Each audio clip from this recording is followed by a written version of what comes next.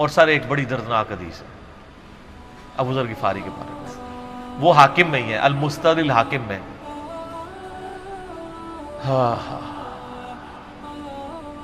غزوہ تبوک آپ کو پتا ہے ایک ایسا غزوہ تھا جس میں جو شرکت نہیں کرے گا وہ منافق ڈکلیئر ہوگا، قرآن میں فتویٰ آ گیا تھا۔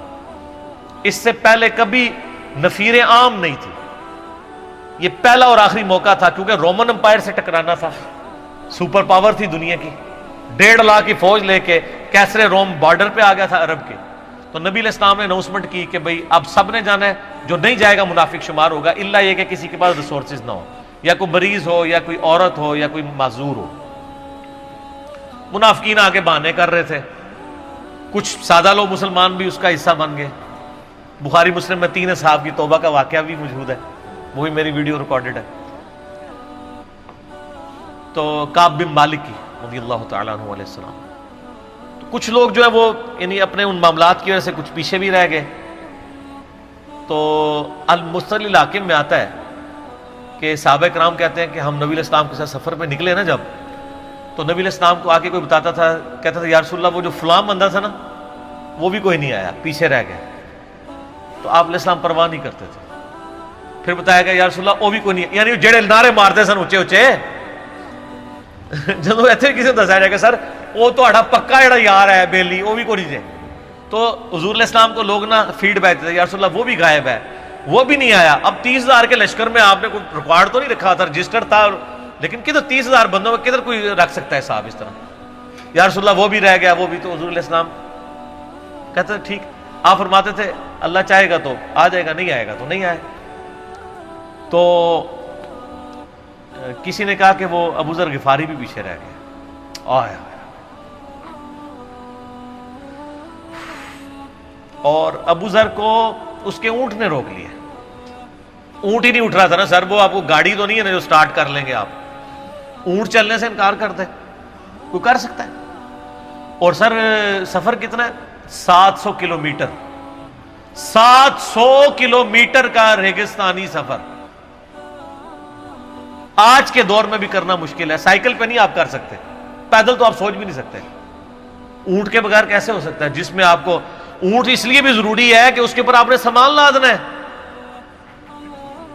پانی نہیں راستے میں پینا، ریگستان میں تو کئی کلومیٹرز تک کچھ بھی نہیں ہوتا، بھوکے پیاسے مریں گے۔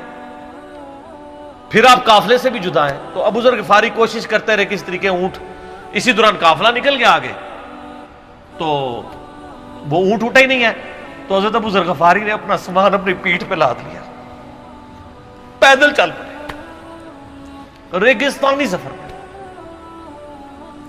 حاکم کی روایت ہے کہ ہم نے دیکھا دور سے ایک اکیلا شخص آ گیا جس کی پیٹھ کے اوپر بورا لدا ہوا ہے۔ تو نبی علیہ السلام کی آپ محبت دیکھیں، آپ نے فرمایا کہ تو ابو ذر ہو جا، یعنی جو آنے والا شخص ہے تو ابو ذر ہو، یعنی حضور نے خواہش کا اظہار کیا۔ آپ کو نظر تو نہیں آ رہا تھا یہ کون آ رہا ہے، آپ کی محبت، آپ کو پتا تھا ابو ذر غفاری نہیں رہ سکتا پیچھے۔ تو صحابہ کہتے ہیں آپ نے فرمایا تو ابو ذر ہو جا، تو صحابہ کہتے ہیں تھوڑی دیر بعد جب وہ قریب آئے تو ہم نے پہچان لیا ابو ذر غفاری ہیں۔ تو جب ہم نے پہچان لیا نا تو حضور علیہ السلام نے ان کے پہنچنے سے پہلے آپ نے فرمایا ابو ذر کو دیکھو اکیلا آ رہا ہے، اکیلے ہی دنیا سے جائے گا اور قیامت الدن بھی اکیلا اٹھایا جائے گا۔ دنیا سے کیا کہہ رہے گے؟ صحیح بخاری میں آتا ہے کہ حضرت عثمان غنی رضی اللہ عنہ کے دور میں چکے، یہ اس حدیث کا بھی کچھ حصہ باقی ہے، میں بعد میں بیان کروں، پہلے میں اس کو کنکلوڈ کر لوں کہ صحیح بخاری میں آتا ہے کہ حضرت ابو ذر غفاری شام چلے گئے تھے، وہاں پہ چونکہ گورنر تھے حضرت معاویہ رضی اللہ تعالیٰ عنہ، وہ قرآن کی وہ جو سورہ توبہ کی آیات ہے نا کہ جو لوگ سونا اور چاندی جوڑ کے رکھتے ہیں یہ گرم کر کے ان کی پیٹھوں پہ، ان کے ماتھے کے اوپر لگایا جائے گا قیامت والے دن، تو وہ یہ آیت پڑھا کرتے تھے، اور حضرت معاویہ سے ان کا جھگڑا رہتا تھا کہ تم لوگ جو یہ مال جوڑ رہے ہو نا اور یہ اتنے خزانے تم لوگوں نے بنا لیے ہیں، یہ نبی علیہ السلام کی تعلیمات کے خلاف ہے۔ تو حضرت معاویہ کہتے تھے یہ تو اہل کتاب کے بارے میں آیات نازل ہوئی ہیں، تو وہ کہتے تھے نہیں، یہ سب کے بارے میں ہے۔ اب شرعی حکم یہ ہے کہ مال آپ جوڑ سکتے ہیں اگر آپ زکوٰۃ دے رہے ہیں، لیکن یہ پسندیدہ نہیں ہے، طریقہ نبوت یہ نہیں ہے۔ نبی علیہ السلام نہیں جوڑ سکتے تھے، پوری زندگی زکوٰۃ دینے کی نوبت نہیں آئی ہے، حالانکہ خمس ملتا تھا، خیرات کرتا تھا۔ ابو ذر غفاری کا جھگڑا یہ تھا کہ تم تو نبی کے اصحاب ہو، تم لوگوں کو یہ زیب ہی نہیں دیتا کہ تم لوگ اس طرح کے محلات میں رہو اور اس طرح مال جوڑو۔ تو اب چونکہ سینئر صحابی تھے، ان کو ہاتھ ڈالنا بھی آسان نہیں تھا، پھر نبی علیہ السلام نے فرمایا ہو کہ اس سے زیادہ سچا انسان ہی کوئی نہیں، تو حضرت معاویہ نے خط لکھا حضرت عثمان کو کہ جی اس بندے سے میری جان چھڑائے نا، اس کو آپ واپس بلائیں۔ حضرت معاویہ نے جب خط لکھا تو حضرت عثمان نے ان کو کہا تم مدینہ شریف واپس آ جاؤ۔ مدینہ شریف جب یہ واپس آئے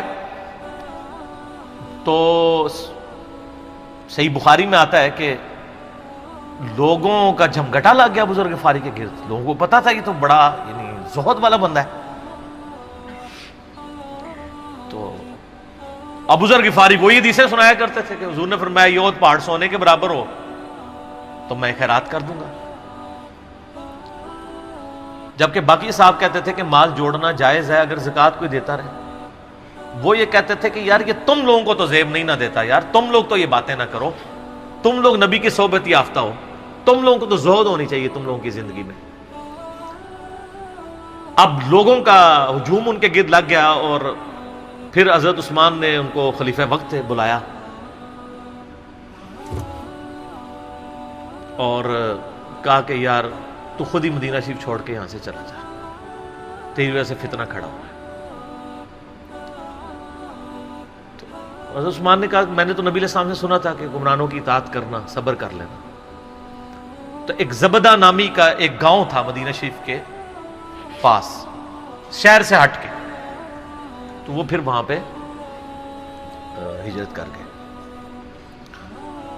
آپ دیکھیں ریونج کیسا تھا، لوگ کتنے ڈرے ہوئے تھے کہ ابو ذر اپنی بوڑھا شخص 80-90 سال کا بابا اپنی ایک بڑھیا بیوی کو لے کے اس عمر میں شہر بدر ہو رہا ہے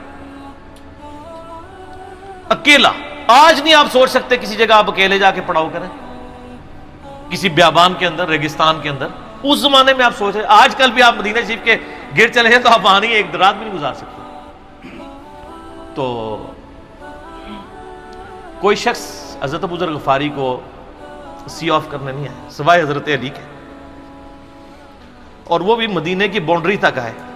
ان کو پتا تھا ان کے سٹانس کے بارے میں، اور حضرت علی نے ان کو جب سی آف کیا تو کہا کہ میں چونکہ حکمران وقت کی اطاعت کا پابند ہوں، میں مدینے کی باؤنڈری سے باہر نہیں جاؤں گا۔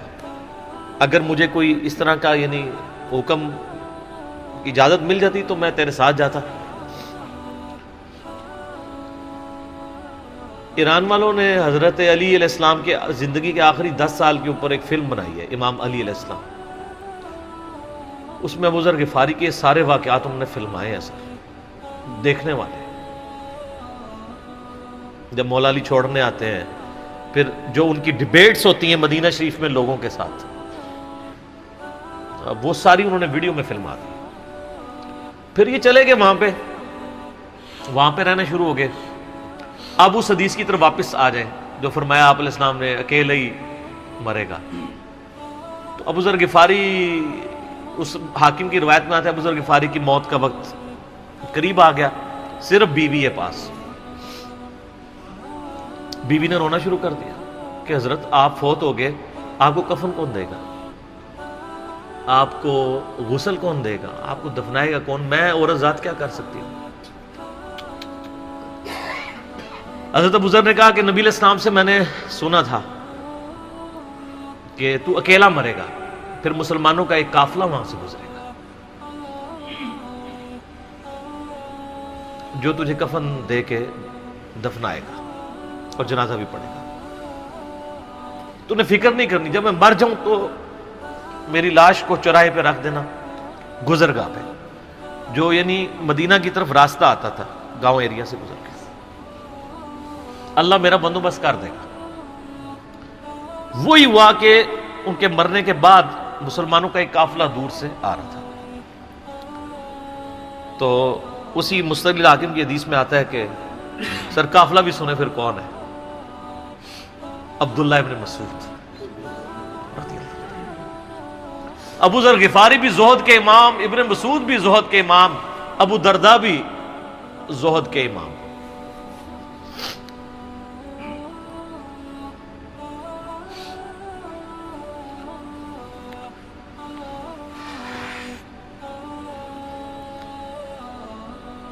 ابن مسعود رضی اللہ تعالیٰ عنہ جب وہاں پہ رکے، ان کو تو نہیں پتا تھا یہ کون ہے. تو انہوں نے کہا بی بی کیا وہ؟ ان کا میرا خامند مر گیا ہے. ان کا یہ کون ہے؟ تو انہوں نے کہا ابو ذر غفاری. عبداللہ ابن مسعود کی چیخ نکل گئی، چیخ ماری انہوں نے. ان کا واہ. اللہ کے نبی نے فرمایا تھا کہ ابو ذر اکیلا آ رہا ہے تبوک کے موقع پہ، دنیا سے بھی اکیلا جائے گا، اور قیامت الدن بھی اکیلا اٹھایا جائے گا.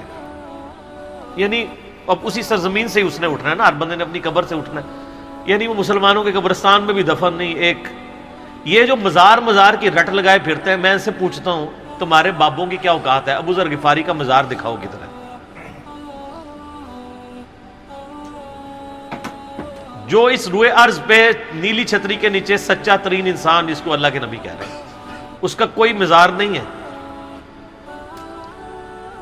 غریب المتنی میں مرا ہے، اس کی قبر بھی ایسی جگہ ہے جہاں مسلمانوں کے پاس قبریں بھی کوئی نہیں ہے. ایک ریگستان میں اکیلی قبر ہے، اس قبر کا بھی کسی کو نہیں پتا، اس پہ کوئی مزار بھی نہیں ہے، اور قیامت الدین بھی اکیلا اٹھایا جائے گا. یعنی قیامت تک وہاں پہ کوئی قبرستان بھی نہیں بنے گا. ظاہر نبی علیہ السلام کی یہ بھی خبر ہے. تو کیا وہ ناکام ہو گیا اگر مزارات ہی دلیل ہے کامیابی کی؟ تو عبداللہ ابن مسعود رضی اللہ تعالیٰ نے ان کو غسل دیا، کفن دیا اور دفنا دیا. یہ پوری ڈیٹیلز آپ کو المستدل حاکم میں مل جائیں گی.